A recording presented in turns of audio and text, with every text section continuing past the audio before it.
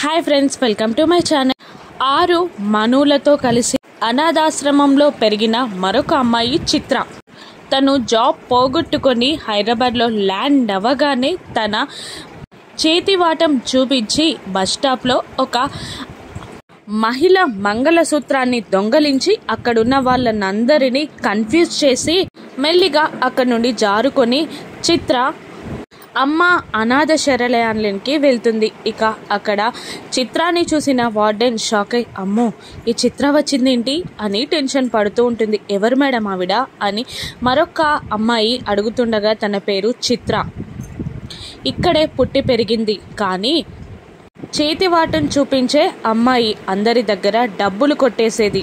ఈ విషయం సరస్వతి వార్డెన్ దాకా చేరి డిగ్రీ పూర్తి చేయించి కొంత మనీని చేతిలో పెట్టి జాబ్ చేసుకోమని ఇక్కడ నుండి పంపించేసింది అని ఆ వార్డెన్ ఆ అమ్మాయికి చెప్తూ ఉండగా చిత్ర మెల్లిగా నడుచుకుంటూ లోపలికి వస్తుంది. ఏంటమ్మా చిత్ర, ఇక్కడికి వచ్చావు అని ఆ వార్డెన్ అడగ్గా, మేడం నా జాబ్ పోయింది, నాకు ఎవరూ లేరు, అందుకని కాస్తన్ని రోజులు ఆశ్రయం కోసం ఇక్కడికి వచ్చాను అని అంటూ ఉంటుంది. అవునా, నీకు పైన రూమ్ ఉంది, ఈ అమ్మాయి చూపిస్తుంది, వెళ్ళు అని అనగానే అలాగే మేడం అని చిత్ర అంటూ, అవును మేడం, నా బ్యాచ్లో ఎవరైనా మీకు టచ్లో ఉన్నారా అని అడుగుతుండగా, ఉన్నారు, ప్రమీల, విజయ, మనోహరి అందరూ టచ్లోనే ఉన్నారు అని ఆ వార్డెన్ సమాధానం ఇస్తూ ఉంటుంది. మనోహరి మీకు టచ్లో ఉందా, తను ఎక్కడుంటుంది ఇప్పుడు, నాకు అడ్రస్ ఫోన్ నెంబర్ ఇవ్వరా అని అడుగుతూ ఉంటుంది చిత్ర. సరే ఇస్తాను, కానీ ఈరోజు గెట్ టుగెదర్ ఉంది, వాళ్ళందరూ ఇక్కడికి వస్తున్నారు అని చిత్రకి ఆ వార్డెన్ చెప్తుంది. అవునా అని సంతోషపడుతూ అక్కడి నుండి రూమ్కి వెళ్ళిపోతుంది చిత్ర. ఇక మేజర్ని కలవడానికి మనోహరిని తీసుకొని అమర్ మేజర్ దగ్గరికి వెళ్తాడు. ఇక అక్కడ మనోహరి చేసిన తప్పంతా బయట పెట్టేస్తాడు. మీనన్కి మనోహరి సాయం చేసినట్టు మీనన్ మనుషులు అక్కడికి రావడానికి కారణం మనోహరి అని నిజమంతా చెప్పగానే కోపంగా చూస్తాడు ఆ మేజర్ మనోహరిని.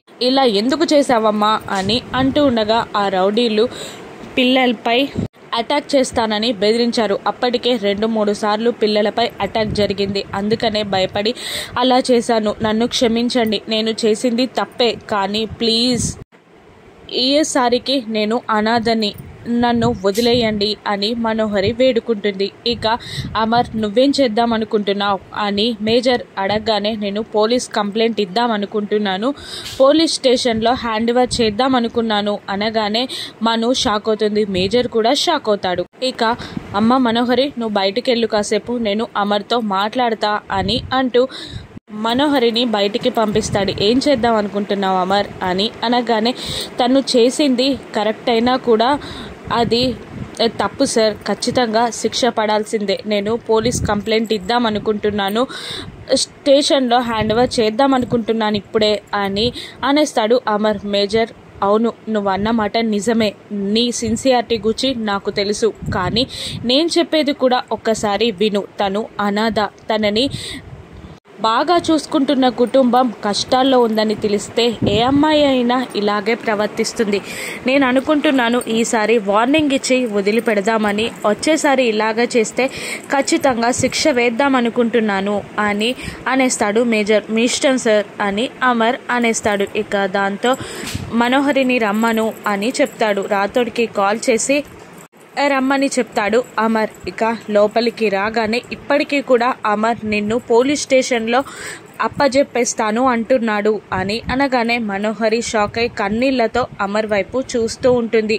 నువ్వు కూడా తప్పు చేసావు మనోహరి, నీ పక్కన అమర్ ఉండగా నీకేం భయం, నువ్వు అమర్కి చెప్పాల్సింది పోయి అలా సాయం చేయడం తప్పు, అందుకే అమర్ కరెక్ట్ డిసిజన్ తీసుకున్నాడని నాకు అనిపిస్తుంది, కానీ ఇంకొకసారి వార్నింగ్ ఇచ్చి వదిలేద్దామని నేనే అమర్ని ఒప్పించాను, ఈసారి వార్నింగ్తో వదిలేస్తున్నాను, ఇంకొకసారి ఇలా జరిగితే మాత్రం వదిలిపెట్టను, ఇంకొకసారి ఏది జరిగినా అమర్కి నువ్వు చెప్పాలి అని వార్నింగ్ ఇస్తుంటాడు మేజర్. ఓకే సార్ అలాగే అని అనేస్తాడు మనోహరి. ఇక నేను ఇంటికి వెళ్తాను అమర్ అని అంటుండగా, ఇంటికి కాదు వేరే ఒక చోటికి వెళ్ళాలి, రాథోడ్ పద అని అంటూ ఇక అక్కడి నుండి బయలుదేరుతాడు కోపంగా అమర్. మరోవైపు ఆరుని తీసుకొని పెద్దవాళ్ళిద్దరూ అమ్మ అనాథ శరణాలయానికి వస్తారు. ఇక ఆ శరణాలయం ముందుకి రాగానే ఆరుకి పాత జ్ఞాపకాలన్నీ గుర్తొస్తాయి. ఫస్ట్ హ్యాపీగా ఫీల్ అవుతుంది, మనుతో గడిపిన క్షణాలు గుర్తు తెచ్చుకొని. ఆ తర్వాత సాడ్ అవుతుంది.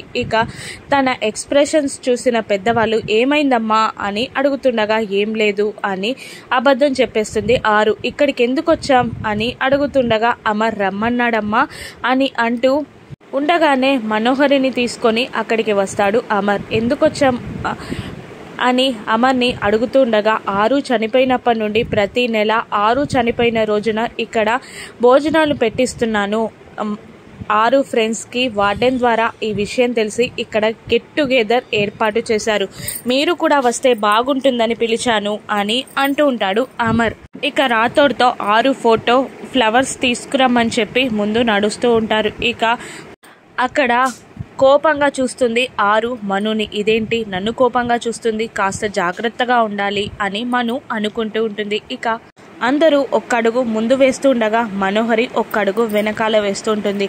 ఆరు ఏంటి మనోహరి గారు, ఇక్కడికి రాగానే మీరు చేసిన తప్పులు పాపాలు గుర్తొస్తున్నాయా అనగానే షాకింగ్గా చూస్తూ ఉంటుంది.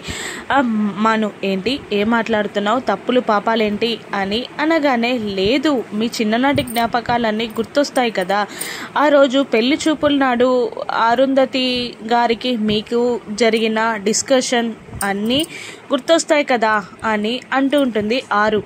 నువ్వేం మాట్లాడుతున్నావో నాకు అర్థం కావట్లేదు అని మను అనగానే ఏం లేదు, కాలేజీ చదువుకున్న రోజుల్లో లవ్ లెటర్స్, సినిమాలకు వెళ్ళడం వార్డెన్కి తెలియకుండా అవన్నీ తప్పులే కదా, అవన్నీ గుర్తొస్తున్నాయా అడిగానంతే అని చిలిపిగా తప్పించుకుంటుంది ఆరు.